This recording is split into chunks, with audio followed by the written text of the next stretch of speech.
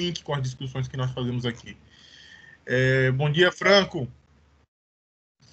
Valeu, Stefano. O filme aborda muitas questões centrais do que nós estamos discutindo durante a aula, principalmente no que diz respeito ao papel do Estado. Na nossa segunda unidade, a gente vai abordar um pouco mais isso. Nessa primeira unidade, e aqui essa aula de revisão, né, será aparentemente, a princípio será breve, como todas as nossas aulas são breves, né, dada a nossa carga horária reduzida. Então, as questões abordadas no filme Eu, Daniel Blake, elas têm mais pertinência com o assunto que nós veremos na segunda unidade. Vamos ver, por exemplo, tem um capítulo desse livro aqui, e, por sinal, leia a introdução desse livro, por favor, que talvez vocês devam ter percebido, está praticamente em todos os capítulos que nós usamos nas nossas aulas.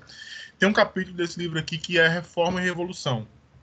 Aliás, um subtópico de um capítulo, Reforma ou Revolução. E tem muito a ver com Daniel Blake. Tem muito a ver com eu, Daniel Blake. A questão das funções institucionais do Estado. Enfim, o assunto do filme Eu, Daniel Blake tem muito a ver com o que nós vimos, mas tem mais a ver com o que nós vamos ver na nossa segunda unidade. Que diz respeito mais às formações e estruturas do Estado contemporâneo.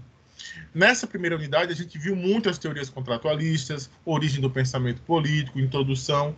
A gente viu questões que envolvem mais o estudo dos clássicos, né? Rousseau, Hobbes, Montesquieu, Maquiavel, Jean Bodin, enfim.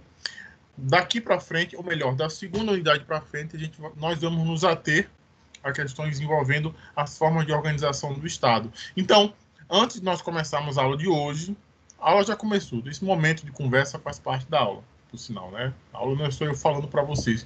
Quanto mais vocês interagem, melhor fica a aula, mais dinâmica fica a aula e melhor, mais eu aprendo com vocês. Vocês não estão aqui só para aprender comigo. A gente constrói essa ida e essa vida, essa ida e essa vinda no processo de construção do conhecimento. Pois é, tem uma cena bem interessante do filme, antes de eu fazer algumas observações sobre o início da aula, sobre o assunto que nós vamos tratar hoje.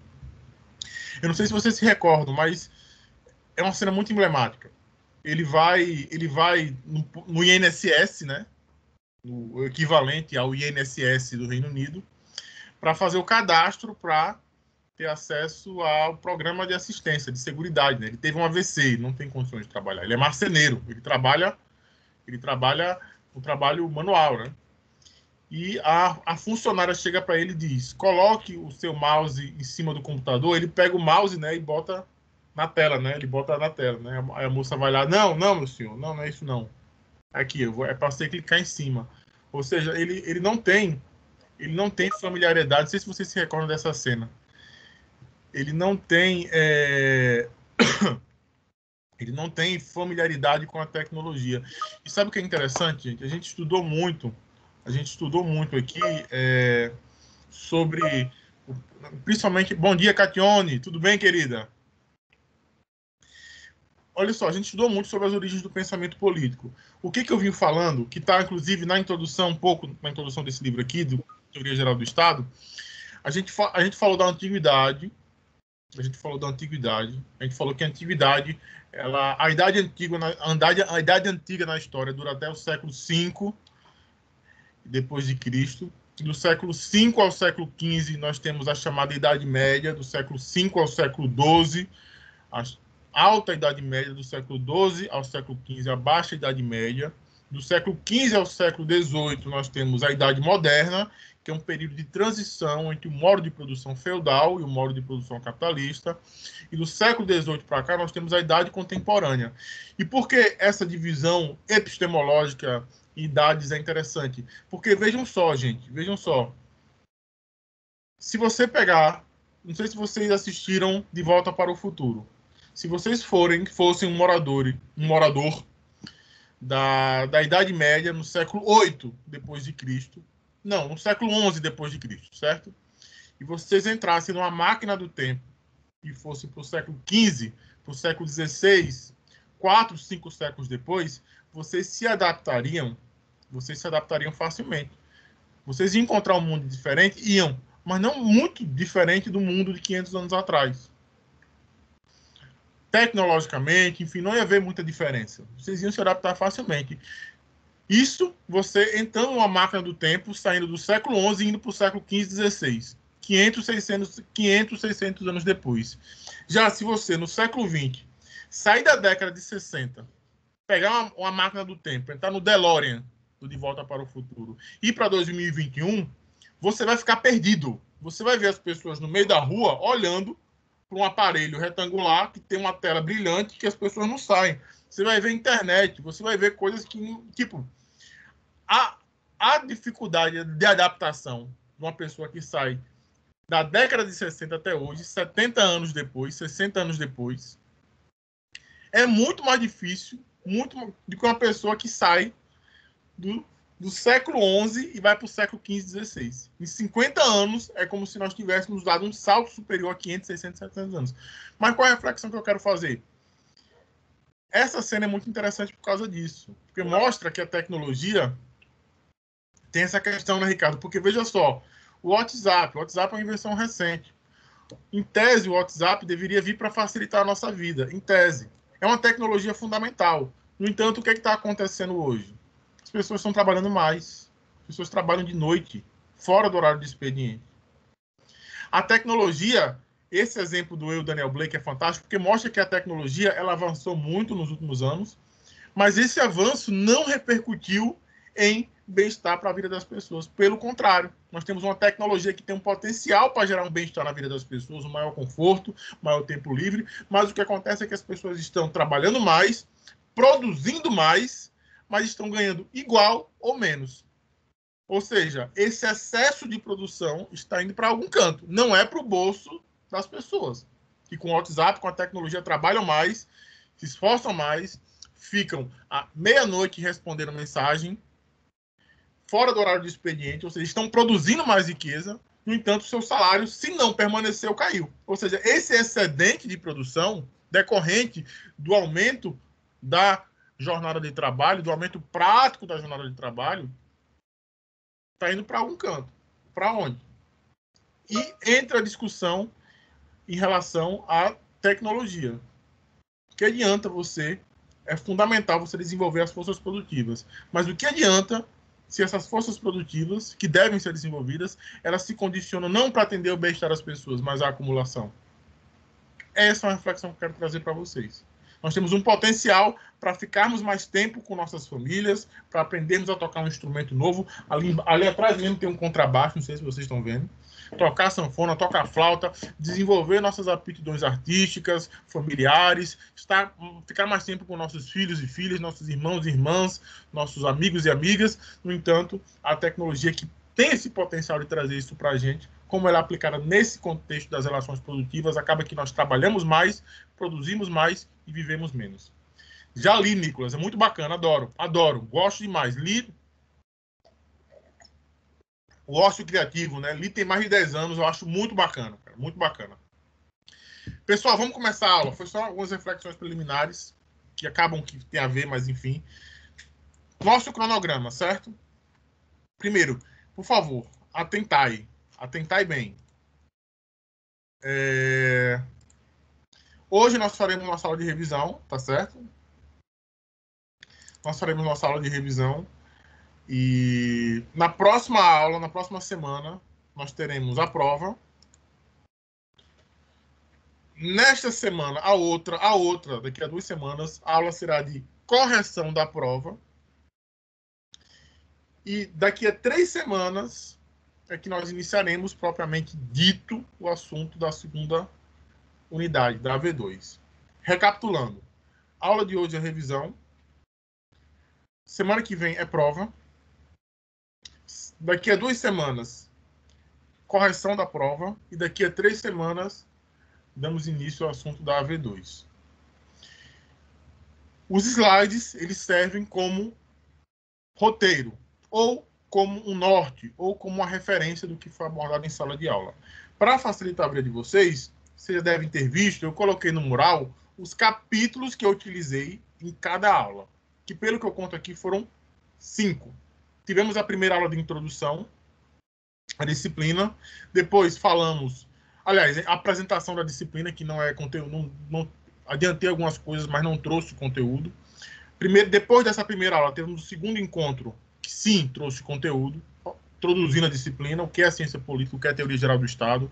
Depois falamos sobre a origem do pensamento político. Depois falamos das teorias contratualistas. E, por fim, na última aula, a gente falou um pouco sobre poder social, etc. e tal, sociedade. Enfim, nós temos, então, rigorosamente 4 aulas com conteúdo que serão cobrados. E, para cada aula, temos um slide. E para cada slide, para cada aula, nós temos a referência dos capítulos que utilizamos em cada aula. Capítulo 7 e 8, por exemplo. Capítulo 7, na aula sobre origem do pensamento político. É o capítulo 7 desse livro aqui, que está à disposição na íntegra para vocês. Teorias contratualistas. Também, capítulo 8 desse livro aqui.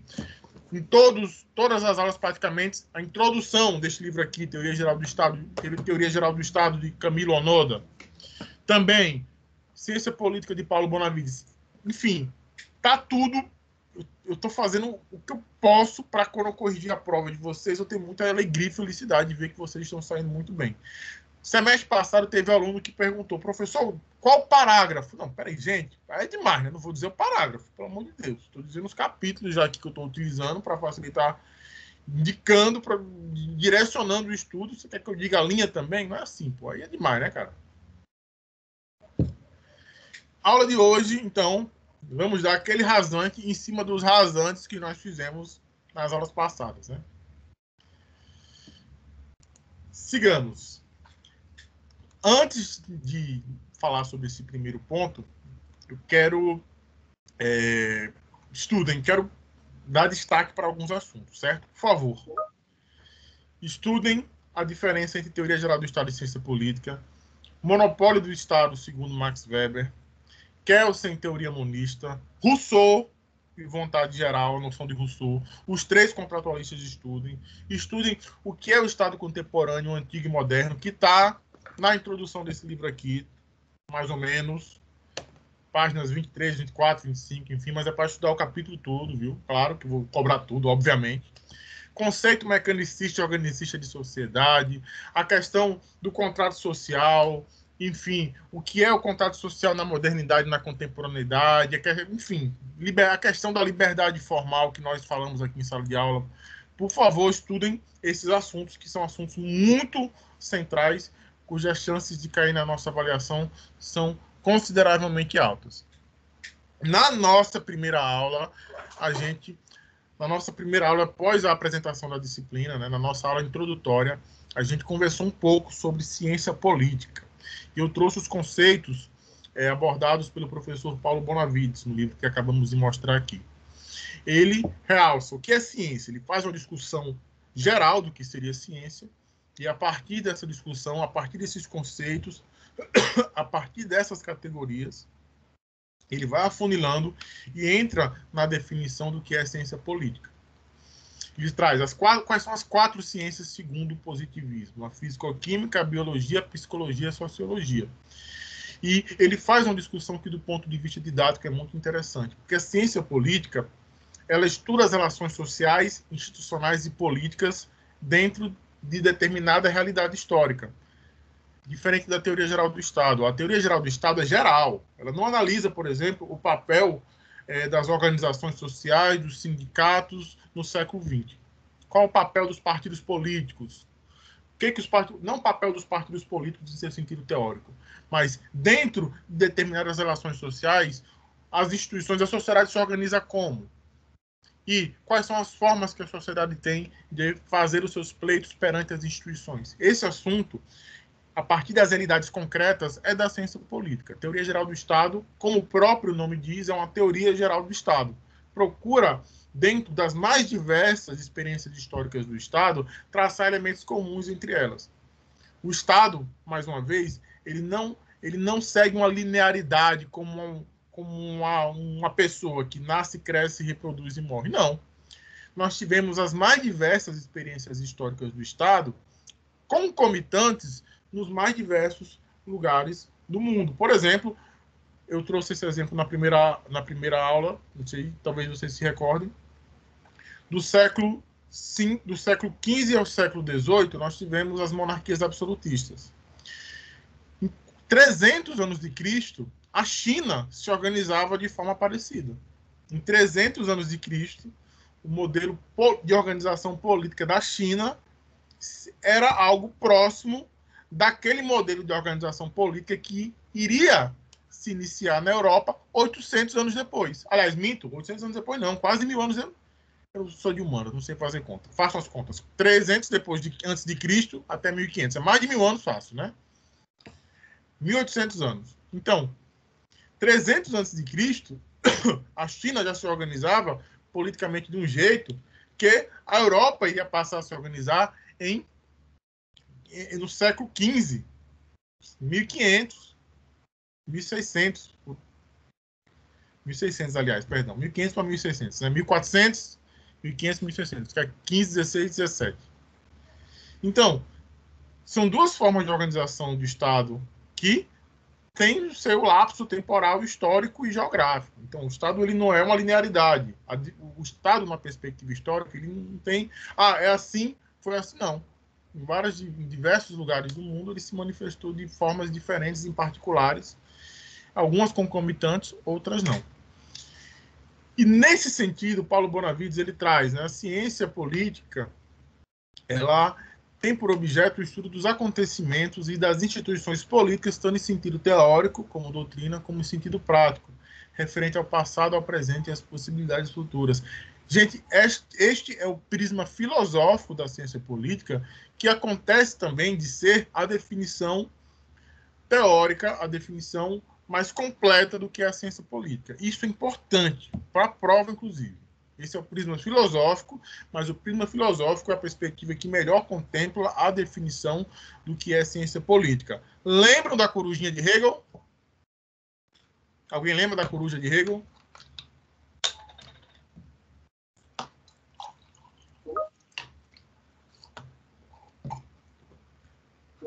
É a coruja que só levanta voo no final da tarde. São as eras históricas que só são possíveis de serem avaliadas após o seu fim, após o seu término. Eu acho essa perspectiva de Hegel. Hegel é um filósofo da história, né? Filosofia da história, a base... Eu estou pagando Filosofia Política 5 no doutorado, como aluno especial do doutorado da FRN, e aí, o professor é super hegeliano, e a perspectiva dele é Hegel, a perspectiva da filosofia da história, né? E é interessante essa metáfora de Hegel, porque ajuda a compreender o estudo da história. Nós só vamos saber os reais significados de determinados acontecimentos políticos quando eles se decantarem com o passar do tempo. Um exemplo interessante. Nós tivemos a Revolução Francesa, depois tivemos Napoleão. Napoleão, ele expandiu os ideais da Revolução Francesa na porrada. Na porrada. Essa ideia, por exemplo, de Código Civil, Código Penal, ela se consolidou com Napoleão, com os códigos napoleônicos, os grandes códigos napoleônicos, o Código Civil napoleônico. E Napoleão foi expandindo seu império na guerra. E a partir dessa expansão, foi disseminando os ideais da Revolução Francesa. E quando Napoleão é derrotado, as monarquias absolutistas na Europa, em especial a Rússia, o Império Austro-Húngaro, também a aristocracia francesa, se juntam para tentar desfazer o que Napoleão fez. E em 1815 montam uma associação chamada Santa Aliança, que tentam retomar a Europa, inclusive do ponto de vista geográfico, ao que era antes da Revolução Francesa, ao que era antes de 1789. Tenta reabilitar no século XIX o absolutismo, os reinados, as monarquias absolutistas que foram derrubados pela Revolução Francesa. Dom João VI, o pai de Dom Pedro I, que era rei de Portugal, ele é Dom João VI aqui no Brasil, né? Em Portugal, talvez Ricardo, que é uma enciclopédia, deve lembrar o número de Dom João VI em Portugal, mas ele é Dom João VI só aqui no Brasil. Lá é Dom João, enfim, não sei qual a numeração dele, não lembro. Mas Dom João, ele fugiu de Portugal porque as tropas napoleônicas estavam chegando, né? Napoleão mandou as tropas dele para Portugal e Dom João VI, chega, menino, corre, porque senão esse povo vai pegar a gente. Então, ele zarpa de Portugal para o Brasil, escoltado pela esquadra inglesa, que naquele momento era um adversário, o Reino Unido era um adversário de Napoleão Bonaparte. Dom João VI sai com a família dele para o Brasil em 1808, porque no seu encalço estavam as tropas napoleônicas. Pois é, tem isso, né? A numeração muda, né? Aí o Brasil, que é a colônia portuguesa, a partir de 1808 começa um processo de emancipação política, enfim. É bacana a história, só que a gente não pode entrar aqui. Eu sei que a mãe de Dom João VI era Dona Maria I, a louca. Dona Maria I, ela tinha alguns... Bom dia, Emília. Dona Maria I, ela tinha alguns problemas mentais. Aí eu lembro, né, como se eu estivesse lá. Uma pessoa foi pegar a Dona Maria em casa para levar ela para as embarcações, né? Porque as tropas napoleônicas estavam chegando e a carruagem ligeira, ela olha para o cara que está conduzindo a carruagem e fala: menino, vá devagar, porque senão vão pensar que a gente está fugindo. E, de fato, né? Acaba que... inclusive, a esquadra inglesa tinha a ordem de bombardear as naus portuguesas, caso identificassem que as naus portuguesas estavam saindo do trajeto do Brasil. Havia a ordem expressa da esquadra inglesa de bombardear as naus onde estavam a família real e a aristocracia portuguesa. A ordem expressa. Sair do caminho, pode bombardear. Por quê? Porque a Inglaterra tem interesse vital no Brasil. A Inglaterra passava por uma revolução industrial, precisava de matéria-prima, precisava eventualmente de um mercado consumidor. Estava aqui o Brasil, colônia, com tudo isso, todas as características que atendiam às demandas da Inglaterra do século XIX. Dona Maria I era doidinha mesmo, né, Vitória? Dona Maria I, a louca. A mulher entrou para a história com esse nome, Dona Maria I, a louca, pobre. Mãe de Dom João VI, avó de Dom Pedro I, bisavó de Dom Pedro II. Aqui o prisma jurídico da ciência política, né? Que Kelsen, vocês devem ter ou devem estar estudando Kelsen, Introdução ao Estudo do Direito. Kelsen é um autor muito central pro direito. Stefano faz uma observação complementar aqui, que a nossa independência se deu após o pagamento de 3 milhões de libras esterlinas. Obrigado, Stefano. Como você vê, né? Engraçado porque a América Latina, né? A América Hispânica, ela se libertou da colônia por meio da guerra, né? Foi a Libertadores da América, né? Já conversamos aqui, né? Simão Bolívar, expulsão do colonizador espanhol. Já o processo de emancipação política do Brasil ou de dependência política do Brasil em relação à metrópole foi diferente. Não foi por meio foi consensuado, né? Vamos dizer assim, né? Não foi por meio da guerra dos colonos contra a metrópole. Vamos seguir, gente, que o assunto é muito. Então, prisma jurídico da ciência política diz que, segundo Kelsen, direito é Estado. Não reconhece formas de organização, formas de expressão do direito da lei que não sejam aquelas oriundas das fontes estatais. É a chamada teoria monista, em que direito, Estado é igual a direito e vice-versa. Não compreende, não reconhece fontes originárias de criação do direito das leis que não aquelas oriundas, aquelas nascidas, aquelas originárias do Estado. Essa é a teoria monista e tem uma ligação muito próxima com a noção de Kelsen, né? A teoria pura do direito de Kelsen.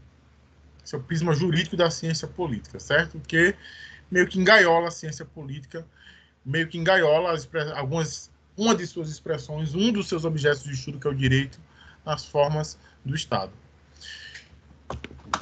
A teoria geral do Estado, por sua vez, segundo Camilo Onoda Caldas, tem como objeto o estudo do Estado e seus elementos, povo, território e poder soberano, os princípios que orientam a sua organização e estrutura e a natureza do poder e seu exercício.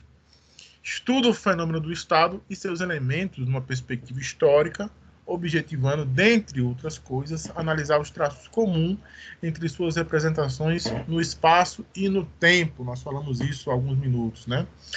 Então, é interessante a compreensão de Max Weber, né?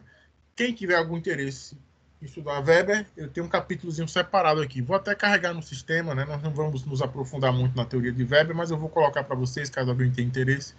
Weber diz que o Estado diz respeito ao monopólio da violência. Você não consegue falar Estado se não houver o monopólio da violência. Imagine só, por exemplo, cada dono de supermercado, vou falar aqui da segurança pública, imagine se cada dono de supermercado tiver que montar a sua milícia particular para fazer a segurança, cada um do seu. Complica, do ponto de vista operacional, do ponto de vista logístico, etc. e tal. Uma milícia particular do Nordestão, a segurança pública, a segurança privada do mercadinho tal, etc. Tal. Então, nesse sentido, inclusive para fazer valer as suas decisões, o Estado ele se vale do monopólio da violência. Por trás de toda decisão do Estado que não seja violenta, está a violência. Porque se o Estado decide e a pessoa se nega a cumprir a decisão do Estado, o que acontece? Se não houver a violência, o Estado não tem como fazer valer suas decisões, inclusive as decisões que não são violentas, que não de forma imediata não se apresentam como violenta, como uma multa, por exemplo, e tal. Então a noção de Estado, segundo Weber, dialoga bastante com isso.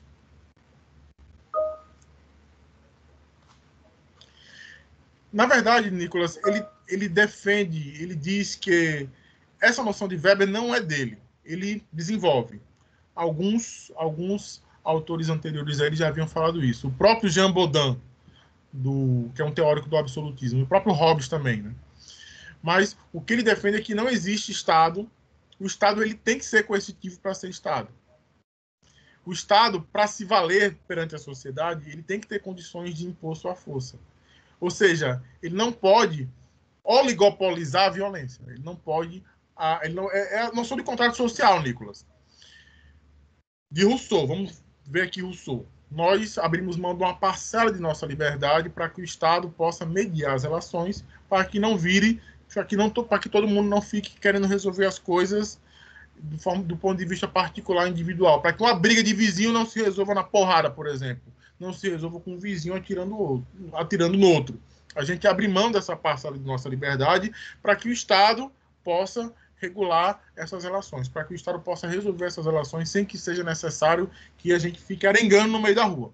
Essa noção do contrato social. E para isso, Nicolas, Max Weber ele desenvolve essa teoria, o Estado tem que ter o monopólio da violência. Não pode abrir mão desse monopólio para que as pessoas, os particulares, resolvam na violência, entende? Essa é a noção. Não vou abrir. Cada um tem eu vou aqui pulverizar. Todo mundo pode resolver na violência. Não. Aí, no caso, nós estaríamos violando o contrato social. Então, para Weber, os particulares não podem agir com violência. Por sinal, se agirem com violência, Rousseau estarão desrespeitando a liberdade civil que está prevista no contrato social, que é a expressão da vontade geral, onde o povo é soberano, segundo Rousseau. Entendeu? Se alguém tiver dúvida, pode falar. Essa chargezinha aí. Essa chargezinha aí é de um chargista que eu adoro, cara. Não sei se vocês conhecem. O André Damer. Ele é chargista da Folha de São Paulo. Óbvio que é uma crítica, viu, gente? Essa charge é uma crítica, tá? Por que não posso... Quadrinho dos anos 10. Por que não posso bater e prender Isadora no porão, doutor Eliseu? Porque o Estado é dono do monopólio da violência, Paulão. Aí no último quadrinho, tá Isadora presa no porão e Paulão falando, silêncio, Isadora, eu estou estudando para o concurso. Ou seja, eu já promovo uma situação de violência com você, mas como o Estado, como eu não tenho monopólio da violência, eu estou estudando para o concurso. Eu estou estudando para o concurso para passar a ter esse monopólio, para poder exercer a violência de forma legítima, já que agora eu serei agente do Estado. Essa charge é muito legal. Obviamente é uma crítica. Viu?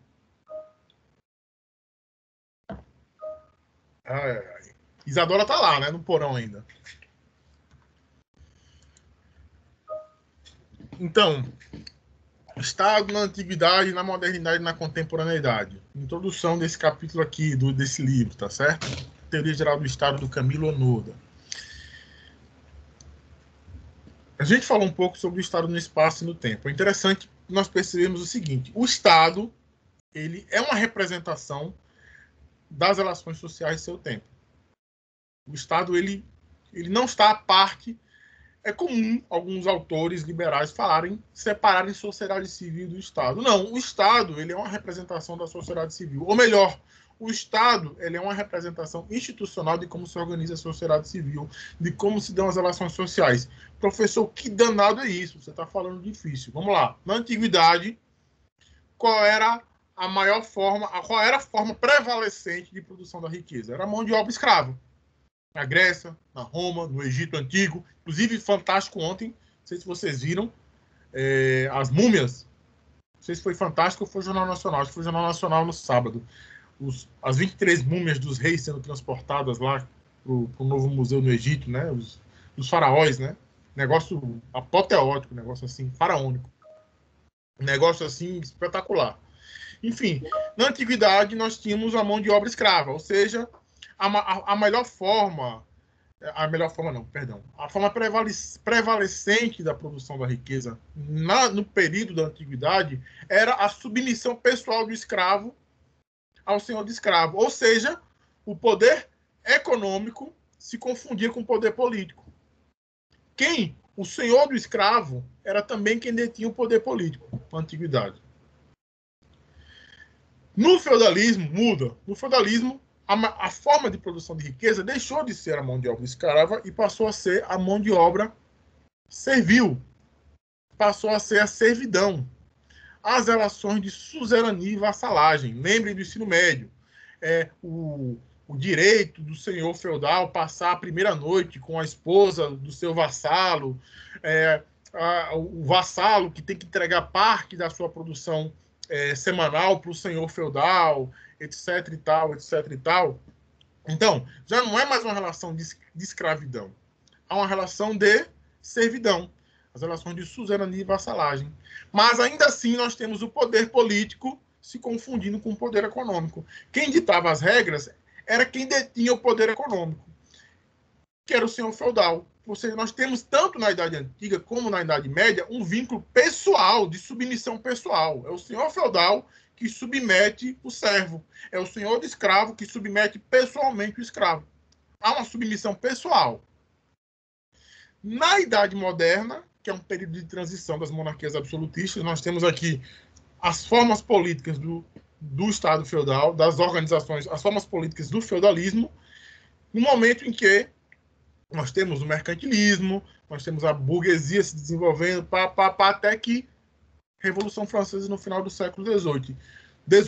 Na contemporaneidade, o Estado se organiza de outra forma. Enquanto na antiguidade a submissão pessoal do escravo ao senhor de escravo, enquanto no feudalismo há a submissão pessoal do servo ao senhor feudal, e nesse contexto o poder político se confunde com o poder econômico, o senhor feudal e o senhor de escravo que detém o poder econômico também ditam as regras politicamente. Isso muda a partir da Revolução Francesa. O Estado contemporâneo ele passa a ser impessoal. Veja, na antiguidade a mão de obra prevalecente era qual? Escrava. No feudalismo, a mão de obra prevalecente era qual? Servil. E as instituições políticas eram reflexos dessa forma de produção de riquezas. Antiga, a escravidão e a servidão. No modo de produção capitalista, na contemporaneidade, nós temos qual é a forma de produção de riqueza? Revolução Industrial, operariado, assalariamento. A forma assalariada. Nós temos um salário, nós não somos mais servos, nós não somos mais escravos. Nós vendemos a nossa força de trabalho e, por meio disso, recebemos um salário. Nesse contexto, o vínculo de submissão deixa de ser pessoal. Por quê? Porque a estrutura do Estado na contemporaneidade, ele se coloca no sentido de garantir que essas relações de produção contratuais se reproduzam, sem necessariamente se confundir com o poder político. O que eu quero falar com isso? Que quem governa não necessariamente é o burguês. Quem detém o poder político não mais necessariamente é quem detém o poder econômico. No entanto, o Estado contemporâneo ele se estrutura e se organiza para garantir que as relações de assalariamento ocorram. Por exemplo, contrato de trabalho. Contrato de trabalho é feito entre uma pessoa que vende sua força de trabalho, que somos a maioria, com a pessoa que detém os meios de produção. Flávio Rocha, dono da Guararapes. Nós temos um contrato. O Estado, ele entra nessa relação para garantir que aquele contrato seja cumprido. Ponto. Locke. Então, e necessariamente quem tem um poder político não é quem tem um poder econômico. Qual foi o exemplo que nós trouxemos? Napoleão II. Napoleão II foi presidente da França. Ele não era burguês, ele era nobre, ele era aristocrata. Nas democracias liberais hoje, mesma coisa. Evo Morales na Bolívia. Evo Morales ele tem origem sindical. O próprio Lula. Lula também não é burguês. Então, na contemporaneidade, o poder político ele não necessariamente se confunde com o poder econômico. Diferente do que acontecia na Antiguidade e na Idade Média, em que o poder político e o poder econômico se confundiam, era a mesma pessoa. Hoje não. Hoje não necessariamente quem tem o poder político não tem o poder econômico. No entanto, a forma com que o Estado se estrutura se dá no sentido de, independentemente de quem ocupa o poder político, aquelas relações sociais de assalariamento que se desenvolvem no século XVIII e ganham reflexo político no século XX, continuem se reproduzindo. O Estado garantindo a reprodução das relações contratuais, por exemplo. Entenderam? E isso provavelmente vai cair na prova, viu, gente? E tá na introdução aqui desse livro aqui, viu? Que é tem 20 páginas. Bem pouquinho. Essa é uma teoria materialista do Estado, né? Tem um livro muito bom sobre isso, esse aqui, ó. Chega. Joaquim Rich, Teoria Materialista do Estado. Quem tiver interesse, enfim, eu arranjo o PDF. Vimos também sobre a origem do pensamento político, né? A gente estudou, além da antiguidade, da modernidade e da contemporaneidade. Vimos que a contemporaneidade aos dias atuais, diz respeito aos dias atuais, 1789 até hoje. Cecília, então. Gente, nossa prova valerá 10, viu? Esqueci de avisar isso. 10. Por causa das falhas no Blackboard, nossa prova valerá 10, tá certo? Na verdade, a prova... Não, a prova vai ser... Acho que vão ser... Eu tenho que abrir novamente aqui. Eu acho que serão 7 objetivas e 3 subjetivas. Viu, Nicolas? Vou até rever isso aqui. É exatamente isso. Serão 7 subjetivas, 7 objetivas e 3 subjetivas, tá certo? Então, quando eu falar em contemporaneidade, nós estamos falando de hoje, tá certo? Dos dias atuais, a partir da Revolução Francesa, certo? Estudamos as origens do pensamento político, nós vimos que há 3 grandes movimentos filosóficos na Idade Moderna, que foram o Renascimento, o Absolutismo e o Iluminismo. Sim, Cecília pediu para eu repetir, né? Perdão, Cecília. Na contemporaneidade, hoje, o poder político não necessariamente se confunde com o poder econômico. Isso era o que acontecia na Idade Média e na Idade Antiga. Quem tinha o poder econômico na Idade Antiga, na Antiguidade, o senhor de escravo, é também quem detinha o poder político. É também quem mandava, vamos dizer assim. Na Idade Média, da mesma maneira. Quem detinha o poder econômico, o senhor feudal, também detinha o poder político, também ditava as normas no feudo. Na contemporaneidade, 1789 até hoje, óbvio que não começou da noite para o dia, foi um processo histórico. Quem detém o poder político não necessariamente é quem detém o poder econômico. Certo? Porém, as estruturas do Estado, elas se dão a partir das condições para o desenvolvimento da classe que fez a Revolução em 1789, que foi a burguesia. Então, a burguesia, conversamos um pouco sobre isso também nas aulas passadas, a burguesia, em 1789, ela faz uma revolução por uma simples razão. As formas políticas institucionais do Estado na monarquia absolutista não correspondem aos seus interesses econômicos. Essa é a questão. Para que os interesses econômicos da burguesia, para que haja um avanço civilizatório, não há dúvida, é um avanço civilizatório, você sair da monarquia absolutista para a democracia liberal, é um avanço inquestionável. Tanto que eu olho, tem gente hoje que se diz monarquista, né? Eu olho e fico assim, eu realmente fico. Qual é dessa galera? Qual é dessa galera? Você quer voltar para Luís XVI, é isso? Você quer o príncipe? Tem um deputado aí que é o príncipe, né? O Dom Orleans e Bragança. Fica aí defendendo a monarquia. Fica aí defendendo que ele tem que ser o rei do Brasil. Que conversa é essa, bicho? Então, a forma política correspondente aos interesses da burguesia é aquela onde há subjetividade jurídica, certo? É aquela onde há impessoalidade do Estado, é aquela onde há igualdade formal perante a lei, liberdade formal. Isso aqui, estudem para a prova, por favor. Igualdade e liberdade formal perante a lei. Foram conquistas, sem dúvida, sem dúvida. Diante do Estado absolutista, essa perspectiva de organização do Estado, a partir dos interesses da burguesia, foi um avanço civilizatório fantástico. Foi a partir dele que nós podemos lutar por direitos, por exemplo. A questão é outra discussão. As críticas que nós podemos fazer no sentido de superar um modelo que deixou de ser revolucionário e se tornou conservador. A noção de liberdade e igualdade formal, por exemplo, não existia no Estado monárquico absolutista. E passa a existir, se consolidar no Estado com a Revolução Francesa.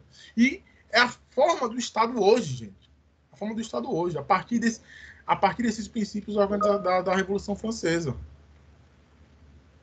Então, a Revolução Francesa mudou as estruturas do Estado de modo que aquelas instituições políticas correspondessem à classe economicamente dominante, que era a burguesia. E a forma política de organização do Estado, por sua vez, passa a ser a forma política correspondente aos interesses da classe dominante, que economicamente era a burguesia, mas politicamente não era. Politicamente era a aristocracia, era o clero. E com a Revolução Francesa, a burguesia passa a ser econômica e politicamente dominante. Porém, as formas de estrutura do Estado mudam. Fica impessoal, liberdade formal perante a lei, igualdade formal de todos perante a lei, enfim, fantástico, né? Renascimento, absolutismo e iluminismo foram os três grandes movimentos da Idade Moderna. O iluminismo abre as portas para o pensamento filosófico da atualidade. A Revolução Francesa foi feita com base no ideário iluminista, em especial daquele rapaz muito querido, que eu respeito bastante, chamado Jean-Jacques Rousseau. Estudem Rousseau. Rousseau, ele dos três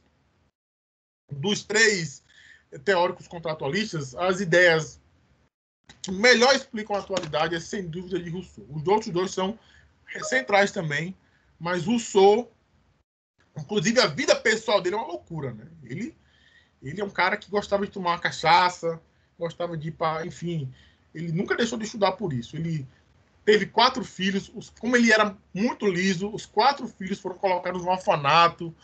Ele era um cara que, para a época dele, ele tomava uma cachaça, mas não deixou de... Gostava de tomar uma cana, mas não deixou de estudar, não deixou de fazer sua teoria. É fantástico isso, né? Enfim. E ele participou de concursos, mas que na época as ideias dele eram tão vanguardistas que ele foi reconhecido, mas foi perseguido também. E tipo, a biografia de Rousseau é por si só um negócio fantástico. A vida pessoal dele, ele é suíço, ele não é francês, né? Ele se exilou da Suíça porque era perseguido lá e foi atrás de uma namorada e gostava, era boêmio e brigava com o povo no meio da rua, o povo discordava dele, enfim. Esse é o cara da Revolução Francesa. Esse é o padroeiro da Revolução Francesa, Jean-Jacques Rousseau. É um cara que eu tenho muito respeito, muita consideração. Dos três, se eu fosse escolher alguém para tomar um suco de abacaxi e trocar uma ideia, seria Rousseau. Sem dúvida nenhuma. Trocar uma ideia, quem você escolheria dos 3 contratualistas para conversar? Rousseau, meu amigo, tem dúvida. Ele aparentemente era um cara bem divertido também. Isso, Nicolas, isso, os 3, né? Óbvio, dos 3, a contribuição é fundamental, mas Rousseau era, enfim, né? Eu não sei se vocês perceberam, mas eu tenho um coração jacobino. Então, gente, o que acontece? A abertura dos grandes pensamentos, o iluminismo abriu as matrizes do pensamento filosófico da atualidade, né? Que é exatamente da democracia liberal, cuja semente foi plantada pela Revolução. Opa! Vai embora as duas. Opa, Elaine, tudo bem? Bom dia. Helena. Eu vou só... sigamos. A aula está acabando, vamos dar esse sprint final. Então, quais são as matrizes do pensamento filosófico da atualidade a partir da Revolução Francesa? Individualismo, direitos subjetivos e naturais, fundamento na razão, universal e imutável. Para saber o que é razão, com detalhes, leiam os capítulos 7 e 8 deste livro. Limitação ao poder soberano. O Estado absolutista era ilimitado, tinha poder ilimitado. O iluminismo trouxe essa noção de limitação ao poder soberano. Segundo Rousseau, a partir da vontade geral, é a concepção de Estado hoje. A noção de universalidade de direitos, contratualismo, enfim. Esse é fundamental também, viu? Esse slidezinho que a gente acabou de ver. Aqui são os 3 grandes teóricos de seus tempos. Na Antiguidade, Aristóteles, nós temos a Idade Média, o São Tomás de Aquino, que tinha uma influência muito forte de Aristóteles, vocês devem ter estudado isso em filosofia com o professor Carlos André, e, por fim, nosso querido Jean-Jacques Rousseau. Aristóteles é importante porque isso será cobrado na prova também. Porque a noção de sociedade dele é do homem enquanto animal político e social, que se realiza por meio da política ou por meio da participação nos assuntos que dizem respeito à coletividade, que dizem respeito às decisões políticas voltadas aos rumos da sociedade. Essa noção do homem social, do homem enquanto ser social e político de Aristóteles, ela é modificada pelos iluministas, pelos contratualistas. Segundo os 3, e atentem, viu? As características gerais do contratualismo e as características específicas de cada um. Estudem isso também, tá certo? Por favor. Os 3 dizem que o homem é um animal individual. O homem e a mulher são individualistas por natureza. Em razão disso, aliás, não são individualistas por natureza. Rousseau fala que o bom selvagem, né? Hobbes que diz que o homem é o lobo do próprio homem. No entanto, o que acontece é o seguinte. Os 3 dizem que há esse individualismo e o contrato social é fundamental para que esse individualismo não se desdobre em conflitos, não se desdobre num estado de liberdade natural que, segundo Rousseau, diz respeito à escravidão, diz respeito a um estado em que as pessoas ficam arengando direto, no caso, segundo Rousseau, por causa da criação da propriedade, e deixa eu fechar aqui o microfone de Elaine. Pronto. Então, nós temos essa noção de estado de natureza que é comum aos 3 contratualistas, e o contrato social seria interessante para... Elaine, seu microfone está sempre... Você quer falar? Ele tá abrindo sozinho, não. Deixa eu ver aqui. Eu vou colocar aqui... Não, eu vou colocar aqui... Não permitir desativar o muro, tá certo? Vamos ver se dá certo. Tá? Pronto. Nicolas pergunta, então a anarquia para esses caras seria o fim do mundo, não é isso? Nicolas, que pergunta complexa, viu? Então, o que eles defendem de modo geral é o seguinte. O contrato social ele é necessário porque nós temos uma sociedade de conflito. E essa sociedade de conflito, ela parte necessariamente da premissa de que o homem e a mulher são individualistas.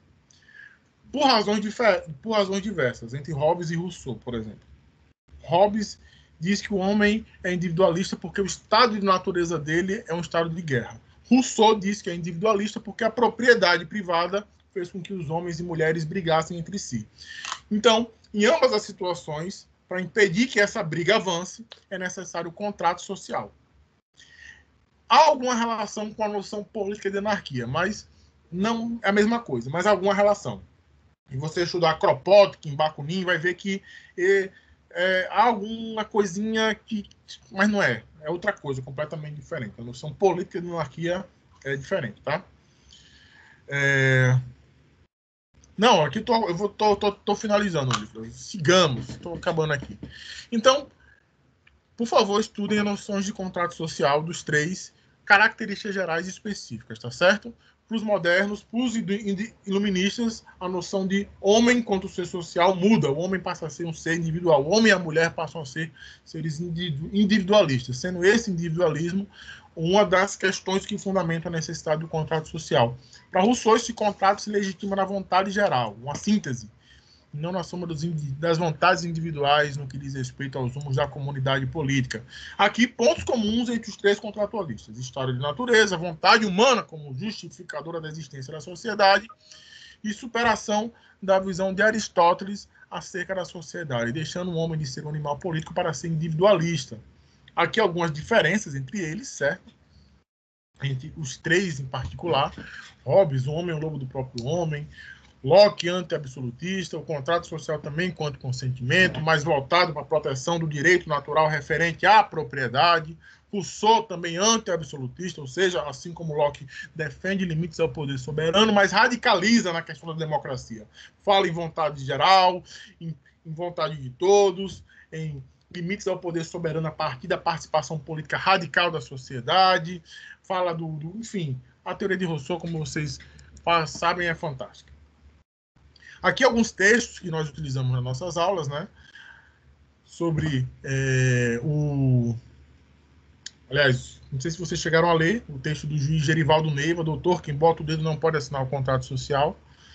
Aliás, trouxe esse texto para vocês, que fala sobre aquela situação que ele passou numa audiência judicial, em que o promotor fala em contrato social, aliás, o réu fala em contrato social, o promotor fala em contrato social e o réu faz: ei, eu não assinei nenhum contrato não, meu filho. Não sei se vocês se lembram dessa história. A Constituição de 1988 é um contrato social. Logo, se é um contrato social, há direitos e deveres perante o Estado e perante as pessoas umas com as outras. É um pacto social civilizatório que estabelece a forma de organização política da sociedade, tanto no que diz respeito a ela, como no que diz respeito ao Estado. Ou seja, é uma relação que se dá por meio de duas vias, de direitos e deveres, das pessoas entre si, como das pessoas com o Estado. Então, a Constituição é um pacto, é um contrato social, que há duas partes que, vamos dizer assim, temos o contrato social, o Estado e a sociedade, é uma relação de direitos e deveres entre as duas. Nós temos direitos perante o Estado, mas também temos deveres. Esse caso aqui, do relato do Gerivaldo Neiva, deixa isso bem claro. Nós temos uma pessoa que violou o contrato social. A questão é, será que o contrato social não foi violado também quanto a ela? Ou ela violou sozinha? No caso, o réu dessa audiência, que nós vimos durante nossas aulas. Desenvolvam a crítica à noção de liberdade e igualdade formal. Por favor, gente. Eu vou pedir isso na prova. Revolução Haitiana, por exemplo. Lembrem da Revolução Haitiana. Olha essa frase do Rousseau. Uma sociedade só é democrática quando ninguém for tão rico que possa comprar alguém e ninguém seja tão pobre que tenha de se vender a alguém. Isso está no contrato social. Em sociedade, nós vimos... já finalizando, tá certo, gente? Vamos passar um pouquinho, mas a gente termina aqui. Já, já. Nós vimos o conceito mecanicista. Iago, poxa, eu queria passar amanhã conversando com vocês, sério mesmo. Porque são muitas reflexões que abrem janelas, abrem portas para uma série de observações. Eu fico aflito, porque eu não posso... Nosso tempo é curto, né? Então, nós vimos as noções mecanicista e organicista de sociedade, né? Nosso conceito mecanicista. Estudem isso também, por favor. É o grupo derivado, a noção mecanicista de sociedade, trazida por Dalmo Dall'Ara e Paulo Bonavide, diz respeito àquela noção de sociedade, segundo a qual ela é um grupo derivado de um acordo de vontades, de membros que buscam, mediante o vínculo associativo, interesse comum impossível de obter-se pelos esforços isolados dos indivíduos. Percebam que é um link muito próprio, muito umbilical com a noção do contrato social de Rousseau, de vontade geral de Rousseau. Já o conceito organicista diz respeito àquele conjunto de relações mediante as quais vários indivíduos vivem e atuam solidariamente em ordem a formar uma entidade nova e superior. É como se no conceito mecanicista a sociedade conduzisse a sociedade. A sociedade conduzisse ela própria por meio da ação de seus integrantes. Já o conceito organicista, a sociedade se levanta e se separa dos integrantes. É uma ordem nova e superior que tem valores próprios que não dizem respeito necessariamente àqueles valores daquelas pessoas que estão conduzindo a sociedade, certo? Revolução Haitiana. Eu posso ficar. Eu estou acabando aqui, mas se vocês quiserem conversar depois, eu estou aqui à disposição, tá certo, gente? Lembrem do exemplo da Revolução Haitiana. Lembrem do exemplo. Enfim, Houve a Revolução Haitiana no final do século XVIII, depois da Revolução Francesa. Início do século XIX, Napoleão manda suas tropas para reprimir a Revolução Haitiana. Quando chega lá, os revoltosos estão cantando o hino da Revolução Francesa e vibram porque as tropas francesas chegaram e disseram: fizemos a revolução com base no ideal de vocês. Logo, vocês vieram aqui nos ajudar. Não é isso? Por que a Revolução Haitiana é importante? Porque expôs os limites do projeto emancipatório da Revolução Francesa. Expôs os limites. Mostrou que aquela liberdade formal não é a liberdade para tirar negros e negras da senzala. É uma liberdade diretamente condicionada, a sua interpretação é condicionada às relações produtivas de seu tempo. Quero lembrar a vocês que a escravidão só passou a ser combatida pelo mundo ocidental, pela Inglaterra em particular, no final do século XIX, quando a manufatura inglesa, a indústria inglesa atingiu um grau de desenvolvimento tão alto que era necessário um mercado consumidor, pessoas que, por meio da subjetividade jurídica, escravos não tinham subjetividade jurídica, escravos não eram sujeitos de direito, e essa condição de sujeito de direito é fundamental para que você faça parte de uma relação jurídica mediante direitos e deveres, e para isso, para ela escoar a sua produção industrial, era necessário um mercado consumidor. E se os escravos não forem sujeitos de direitos, eles não podem consumir, eles não podem fazer parte de uma relação jurídica. Eles são objetos de direito do ponto de vista jurídico, eles não são gente. Logo, a partir dessas condições produtivas do final do século XIX, que a Inglaterra, que acumulou bastante com base no comércio de escravos, passou a ser contra a escravidão. Eis que a liberdade ela é interpretada a partir das relações produtivas do modo de produção capitalista, e não o contrário. A Revolução Haitiana foi fundamental para expor isso. Que a liberdade dos girondinos não era a dos jacobinos, não. Os jacobinos libertaram as colônias. Mas a liberdade dos girondinos, da casta mais conservadora da burguesia, não era uma liberdade para tirar negros da senzala, mas sim uma liberdade de acordo com os códigos mercantis. Pessoal, acabou a aula. Perdão, passamos um pouco. Vou ficar aqui. Emília pediu para ficar um pouco, certo? Vou ficar aqui conversando com vocês, mas nossa revisão está finalizada. Dei a prova para vocês. Estudem, por favor. Eu tenho absoluta certeza que vocês se darão muito bem. Tá lá os capítulos. Fizemos um resumo que abordou o que vimos no semestre até então, e vocês têm condições de fazer uma boa prova, e não tenho a mínima dúvida que farão uma ótima prova, tá certo? Pessoal, uma boa semana. É sempre uma felicidade começar a semana com vocês. Segunda-feira é sempre difícil para todo mundo, se acorda cansado, mas uma das coisas que me fazem ter ânimo para enfrentar o dia é começar esse dia com vocês. São pessoas muito bacanas, passam uma energia muito boa. É muito bom começar a semana com vocês, viu, gente? Então, uma ótima semana a todos e todas. Vou parar aqui a gravação, tá? Mas vou continuar aqui para quem quiser conversar, tá certo? Quem quiser trocar uma ideia, estou aqui à disposição, mas a nossa revisão, o assunto já foi abordado, tá? Um beijo, um abraço a todos e todas. Parei a gravação.